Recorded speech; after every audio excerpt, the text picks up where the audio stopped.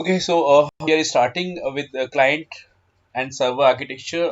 This is very helpful for every people out there because as far as client and server computing is concerned, there should be at least two systems.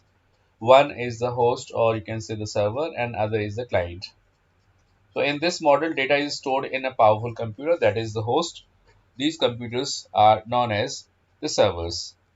यानी कई सारे computers हो सकते हैं जिसमें जो powerful computer होगा that system will be treated as the server, and the entire data will be stored and in this server. So these are generally maintained by the system administrators. जो भी organisation का जो administrator होता है वो इसको look after करता है, क्योंकि नेटवर्क से रिलेटेड रिलेटेड जितने भी इश्यूज आते हैं उन सब की जो कंप्लेंट है वो केवल और केवल एडमिनिस्ट्रेटर लेवल पर ही सॉल्व की जा सकती है। यानी अगर ऑर्गेनाइजेशन के अंदर कई सारे कंप्यूटर्स हैं तो every computer is connected to the system which is serving the request of every client. Okay, so that is why these are generally maintained by the system administrator, and other employees working on the machines are known as the clients. The system is termed as client server module, जिसका सीधा सीधा example आपको इस picture से दिखाई दे रहा है। Because अगर आप यहाँ पर देखिएगा कि if this is a server and this is the entire your internet, and here one client, this is another client, and third client. So many clients are waiting in the line, and through internet, these people are sending the requests, their requests to server. Okay, so over here, this is the client, and this is the server. So this is the technology, in which one highly uh, influenced, highly configured system will entertain the request of the clients, and after working out on the request, these servers give the suitable solution to the clients. So this is mainly just because of कि अगर आप पूरे network में I mean suppose lab की बात करते हैं, in the lab if one of the systems is the server, अगर हम उसको एक होस्ट बना देते हैं, इसका मतलब है every computer is connected to the host, and every computer is used to send the information to the server or request to the server. Then server in lieu of entertains the request, and in lieu of that it sends the desired uh, output or whatever the client demands for. Okay, similarly एक और example हम यहाँ पर देख पा रहे हैं, जैसे कि this is the server and here this is the storage data. What happens in this case when the client sends its query to the server, and the server then searches that query related issues or data in the data storage, and once it gets the solution it responds back. So this is basically the client server model.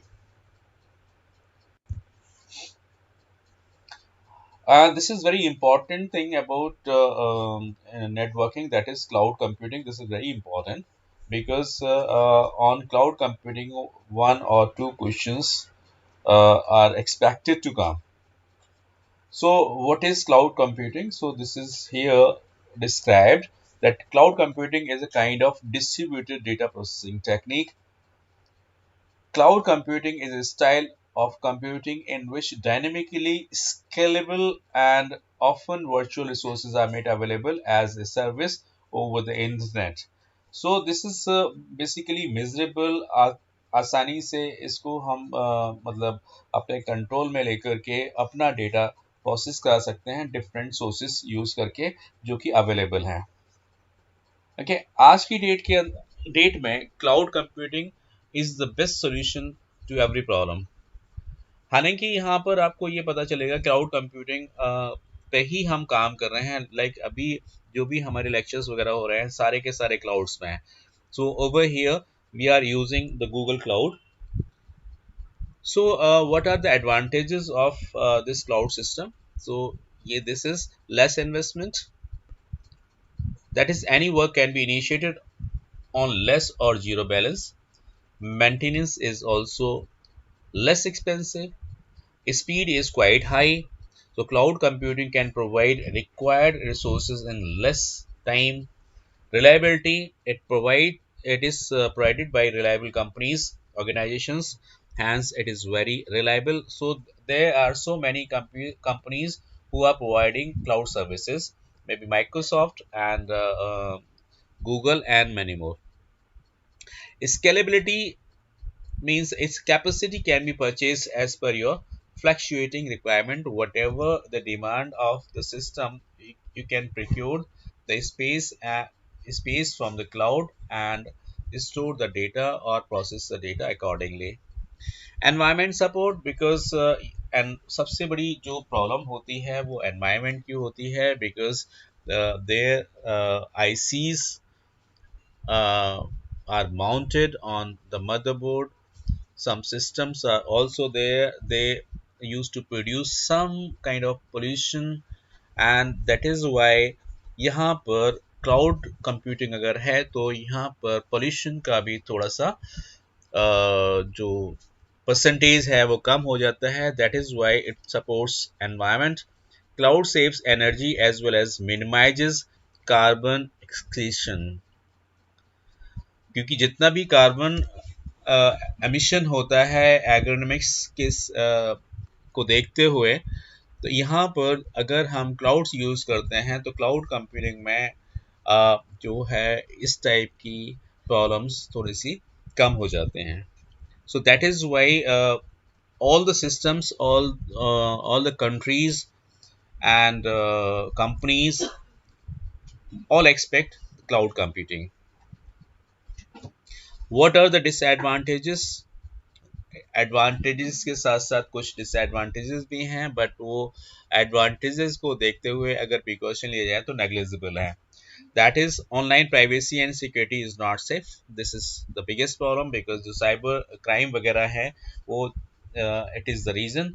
अगर आप expert नहीं हैं और आप जो है alert नहीं हैं तो you could be the victim of cyber security, and privacy can be breached anytime if you are not alert.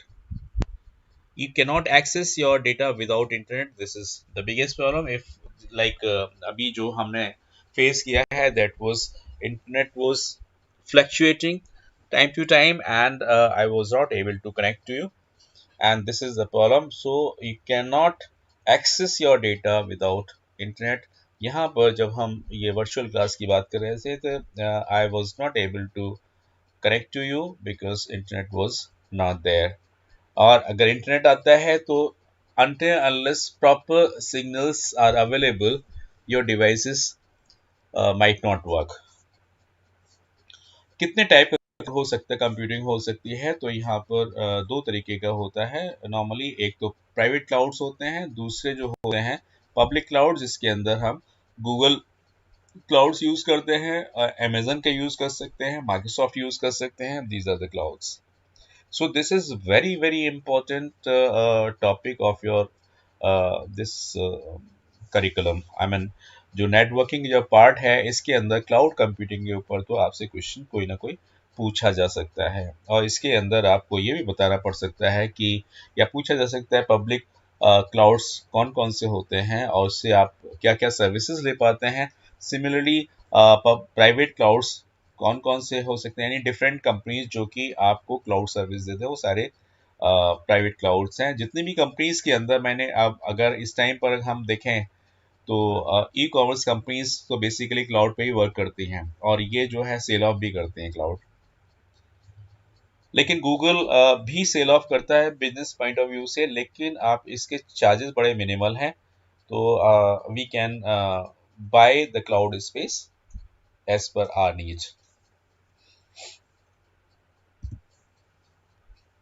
Excuse me, sir. Yes. Sir last slide में सर जो अपना पब्लिक क्लाउड है एंड सर प्राइवेट क्लाउड है sir, इसमें difference क्या है sir? क्योंकि जो अपना पब्लिक क्लाउड है सर, पब्लिक गूगल भी क्लाउड, तो एक ऑर्गेनाइजेशन है ना। हाँ, पब्लिक क्लाउड का सीधा सिंपल सा मतलब है कि there are so many things which are free to users. Like if you are using Google Mail, so you are given 15 GB cloud space free of cost. For that, Google is not charging any penny, right? Whereas Yes, sir. private organizations जो आपको मतलब there are so many servers which are providing uh, private clouds, वो आपको charge करते हैं और किसी भी फैसिलिटी के लिए वो आपसे चार्ज लेते हैं. तो दिस इज द डिफरेंस कि जहाँ पर आपको चार्ज देना पड़े वो डेफिनेटली प्राइवेट ऑर्गेनाइजेशन क्लाउड होंगे. वहाँ पर वो लर्निंग जैसे इंजीनियरिंग कॉलेजेस वगैरह हैं उसमें जो स्पेशली आईटी सेगमेंट जो होता है वहाँ पर जो जितनी भी प्राइवेट यूनिवर्सिटीज़ हैं इस क्लाउड का पैसा आपसे पहले से चार्ज करती हैं, एंड वो किसी अपनी यूनिवर्सिटी के अलावा किसी और यूनिवर्सिटी को या किसी और पर्सन को अपनी सर्विसेज नहीं दे सकती. ये इनका प्राइवेट क्लाउड का सिस्टम होता है. वेयर एज गूगल तो फ्रीली अवेलेबल है, गूगल भी अवेलेबल है, माइक्रोसॉफ्ट भी अवेलेबल है, लेकिन गूगल जो है आप कह सकते हैं गूगल ज़्यादा अवेलेबल है, right. Okay sir. Yes sir. Now this is very important, internet of things, IoT. तो पिछले some some couple of years this was the burning topic, that what is IoT. So basically IoT is nothing. This is the collection of tools connected to the internet or activated by the internet or used through the internet are known as internet of things. यानी यहाँ पर जो pictures है वो picture जो दिखाई दे रही है, इन पिक्चर्स में कई सारी पिक्चर्स ऐसी हैं जो कि आप ये सोच सकते हैं कि ये सारी की सारी इंटरनेट के थ्रू चल रही हैं, एंड दैट इज वाई ये आपका इंटरनेट ऑफ थिंग्स कहलाएगा. लाइक माइक है या घर में एलेक्सा वगैरह यूज़ करते हैं, आपका म्यूज़िक है, मूवीज़ हैं, रिकॉर्ड वीडियो रिकॉर्डिंग है, एंड कैलेंडर है, एंड आपका स्टॉक मार्केट है, मनी कंट्रोल वगैरह, एंड जो जीपीएस सिस्टम है, everything is based on internet, and that is why this terms come into, that is internet of things. It is a network of physical objects. Obviously these are the physical objects. IoT enables the interconnection via the internet of computing devices embedded in everyday objects, enabling them to send and receive the data. In easy language, all the things that are connected to internet are called internet of things. its main components are sensors, क्योंकि sensor नहीं होगा तो आपकी कोई भी thing work नहीं करेगी. Connectivity, अगर कनेक्टिविटी अवेलेबल नहीं है तो चाहे कितनी भी अच्छा गैजेट हो, will not work. People and process, if people are not techno savvy and trained, they cannot process data on the internet. So everything should be complementary to each other, right. So इस चीज़ को आपने ध्यान रखना है कि जो जितनी भी चीज़ें यहाँ पर मिल रही हैं बिना ये अगर कॉम्प्लीमेंट नहीं होते तो आप ये आईओटी का वर्ड भी आपके सामने नहीं आता, और आप इस चीज़ को आप रियलाइज़ करते हैं कि आईओटी अगर नहीं है तो आपकी लाइफ बिल्कुल अधूरी है. मोबाइल है तो इंटरनेट है, मेडिकल में जाना है तो इंटरनेट चाहिए, हार्ट की बात है तो इंटरनेट चाहिए, आपको बोलना है तो इंटरनेट के थ्रू आपकी वॉइस जा सकती आ सकती है, म्यूजिक सुन सकते हैं. उसके अलावा जीपीएस सिस्टम है तो आपकी जितनी भी व्हीकल्स वगैरह हैं उनको कंट्रोल किया जा सकता है, टाइम कंट्रोल किया जा सकता है, उसके अलावा कैलेंडर कंट्रोल किया जा सकता है, क्योंकि आपकी जितनी भी इवेंट्स मैं आपको देता हूँ सारी की सारी थ्रू कैलेंडर्स हैं. तो this is called IoT, that is internet of things. Okay. So कल जो टेस्ट होगा वो ज़्यादा से ज़्यादा यहाँ तक ही होगा। उसके बाद हम जो डिस्कस करने वाले हैं, this is also very important because ये ट्रेडिशनल नेटवर्किंग आनी शुरू हो गई है। इसके अंदर हम देख रहे हैं कि नेटवर्क डिवाइसेस, कौन कौन सी डिवाइसेस से हम अपना इंटरनेट या नेटवर्क बना सकते हैं, वो यहाँ हम डिस्कस कर लेते हैं थोड़ा सा। Network devices are also known as communication devices which are used to set network. These are as follows, जैसे NIC, Network Interface Card, Hub is a device, Switch is also a device, Repeater, Gateway, Router, ये जो terms हैं आज के मतलब atmosphere में या आज के एनवायरनमेंट में सभी इस चीज़ के बारे में जानते हैं। अगर आप किसी भी स्कूल के बच्चे से बात करो, तो अगर आप उससे पूछो गेटवे जानते हो, तो कुछ ना कुछ जरूर बता देगा, छोटी क्लास का बच्चा। अगर आप उससे हब के बारे में पूछोगे तो वो भी ये तो बता ही देगा कि कंप्यूटर के बारे में बता दे, कुछ नहीं बताएगा तो on off switch off electricity तो बता ही देगा। राउटर के बारे में डेफिनेटली बता देगा बिकॉज ये जो वर्ड्स हैं हर घर में दोहराए जाते हैं कि वहाँ राउटर वर्क नहीं कर रहा था, या वहाँ स्विच काम नहीं कर रहा था, या हब सही नहीं था, या एनआईसी कार्ड की वजह से जो है हमारी कनेक्टिविटी नहीं हो पाए। So there are so many reasons which can tell you about these devices. Now this is very important chart for you कि जो नेटवर्क है इसके अंदर जो आपकी इंफॉर्मेशन है फ्रॉम सोर्स टू डेस्टिनेशन किस तरीके से ट्रैवल करती है। So there are 7 layers you see here: application layer, presentation layer, session layer, transport layer, network layer, data link layer and physical layer. So यहाँ पर physical layer पर हम अपना डेटा रखते हैं और डेटा प्रोवाइड करते हैं। एंड जब डेटा यहाँ फिजिकल लेयर पर जाता है, फिजिकल लेयर से डिफरेंट लेयर तक वो पहुंचता है, यानी फिजिकल लेयर से पहले पहुंचेगा डेटा लिंक लेयर पर, फिर पहुंचेगा नेटवर्क लेयर पर, और उसके बाद जाएगा ट्रांसपोर्ट लेयर पर, देन सेशन लेयर पर, और उसके प्रेजेंटेशन लेयर पर, एंड फाइनली एप्लीकेशन पर। यानी आप अपने आगरा के घर से बैठे बैठे अपने फ्रेंड या अपने फादर या जो भी रिलेटिव है जो कि यूएस में बैठा हुआ है, वहां तक पहुंचाने के लिए आपको इतनी लेयर पार करनी पड़ती हैं, तब आपका डेटा इस जगह पहुंचता है। दूसरी चीज ये भी है कि जब डेटा, क्योंकि इंडिया में है, इंडिया का data obviously this is Hindustan, हम लोग हिंदी भाषी हैं, तो जब हमारी इंफॉर्मेशन अगर चाइना जाती है तो ऑब्वियसली चाइना में तो हिंदी नहीं जानते, तो वहाँ पर एक सेशन होता है कि भाई एक ट्रांसलेटर होगा जो हिंदी को चाइनीज में कन्वर्ट करेगा या चाइनीज को हिंदी में कन्वर्ट करेगा। उस केस में आपकी ये सारी चीज़ें वर्क करती हैं। इसी से रिलेटेड हमने ये डिस्कस करना है अपने नेक्स्ट लेक्चर में कि ये जो एप्लीकेशन लेयर है, presentation layer and session layer पर क्या होता है, ट्रांसपोर्ट लेयर पर क्या होता है, और जो लोअर 3 जो लेयर्स हैं इन पे क्या क्या होता है। बिकॉज हमारा जो काम है इन 3 लेयर्स पे ही हो जाता है। अगर हम कंट्री लेवल पे काम करें तो 3 लेयर्स में हो जाता है, और बहुत ज़्यादा हुआ तो ट्रांसपोर्ट लेयर तक जाते हैं, उससे ज़्यादा ऊपर जाने की ज़रूरत नहीं पड़ती। सो फर्स्ट 3 लेयर्स जो हैं ये आपके लिए पूरा काम कर सकते हैं अगर आप इनलैंड वर्क कर रहे हैं तो।